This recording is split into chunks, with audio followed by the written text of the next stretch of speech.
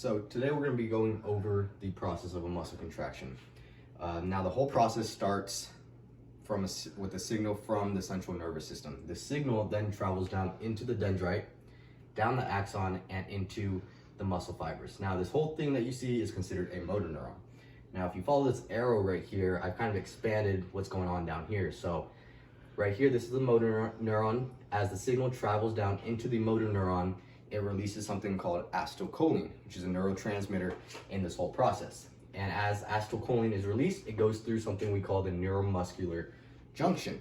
And when this happens, as acetylcholine binds to the muscle fibers, it allows an influx of sodium into the cell, causing depolarization, making it more negative, and causing an action potential.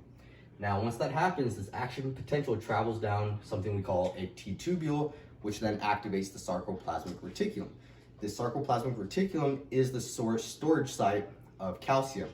So when that happens, calcium is then released, and as it is released, it then binds to troponin, causing a shift in position of the tropomyosin, which then exposes the active sites on the actin. When this happens, this allows the cross bridges to happen by binding actin and myosin together. Once that happens, this then allows something we call a power stroke. So when we say power stroke, all it means is that it's pulling the actin in closer towards the midline. And when this happens, hydrolyzation of ADP and inorganic phosphate happens, and this is what we consider the whole process of a muscle contraction.